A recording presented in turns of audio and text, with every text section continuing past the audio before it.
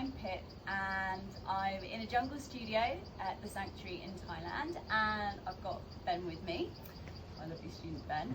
So I was going to do a tutorial for you. Lots of you have been asking me about how to work into opening hips. So I've got a couple of asanas that I think really work. Super simple for you to add in every day.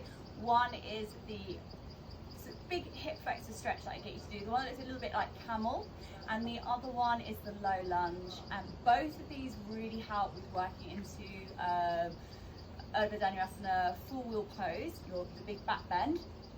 And we're also going to do pigeon pose, because if you're working through the front, it's really important to do the back as well. You know, I always say you've got to do both sides of the muscle group. So if you're going to do hip flexors, also make sure you do the glutes too, because when you're talking about hips, the hips are rounded. You know, you've got to do the whole circumference of that muscle group.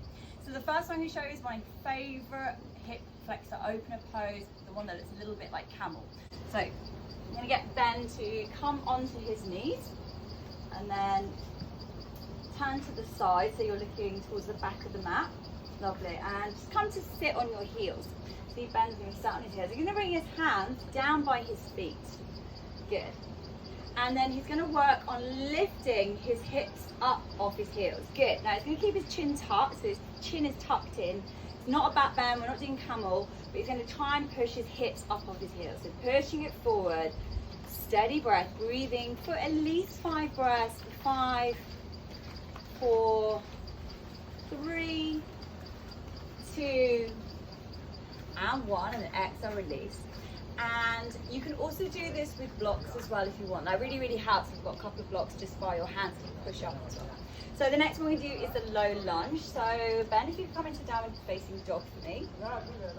Good. And then you're going to step your right foot forward. So right foot forward for me. Good. Stepping that forward. Lovely. And just keeping the fingertips on the mat, straightening the back leg, and just making sure that the right ankle is underneath the knee. You're going to try and lift your body up off the thigh.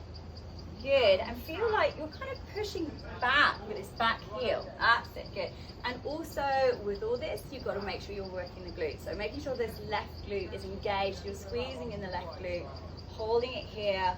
5 breaths at least. Doing this on a daily basis. And then when you're ready, step it back to downward facing dog. Good. Yeah, nice. We'll take it onto the other side. Left foot forward. Good. Nice, coming onto fingertips again. Low lunge, shifting the weight forward, rounding through the spine here, so pushing up, length down that back leg, heel going back, pulling the belly in, keeping the hands on the floor, staying here for at least 5 breaths. This low lunge. See, Ben's got a lovely straight line across the back of the neck, not letting his head hang or looking up, it's just a straight spine. And then when you're ready, take it back to downward facing dog. And then when you're ready, rest down into child's pose. Good, pushing back. Lovely. Just staying here for 5 breaths. Breathing in and breathing out, relaxing down. And then from here, we're going to work into pigeon. So when Ben's ready, he's going to come back into downward facing dog. And he's going to bring his right knee to the right wrist. Let the foot go where it naturally is. Okay, don't get preoccupied with trying to get that shin parallel to the front of the mat, because the knees don't always like to go that way. So just go where it feels right. Walk the hands back so you've got this pigeon-like chest opening, so you're lifting through the heart. And the other thing to make sure is this back leg is engaged, like this is working. You're using the glutes to find stability. Then if you're wanting to take it into like a sleeping swan or a sleeping pigeon, you can take the hands forward and rest down. Bring the forehead down to rest, and again, still keeping a pressure and the foot pressing. The other thing you can do as well is bring this back leg more centrally into the mat. So you can wiggle this back leg over slightly. That's it, good. And you'll find that that adds another level to this pose as well if you keep this back leg central.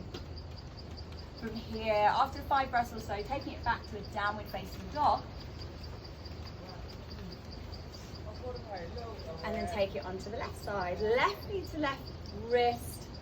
Let the foot calm where it naturally wants to go. You can take this pose from a low lunge or on all fours or down facing dog. Walking the hands back, taking your time, lifting through the chest, and then working on engaging through this back leg. Good, yeah, really getting this back leg central, using the glutes, and then when you're ready, taking it forward, resting down. Releasing over that leg, keeping this back leg engaged, as I said. Staying here for about 5 breaths. You can always take longer, 5 to 10 breaths. This is a really nice pose to take almost yin style. And then when you're ready, Ben, calming out, taking it back to downward facing dog. And then resting in child's pose. Brilliant. And then when you're ready, bring yourself back up to seated, coming to sit. Okay, and just letting the breath settle. I hope that helps you with opening into the hip flexors. And thank you very much. Namaste.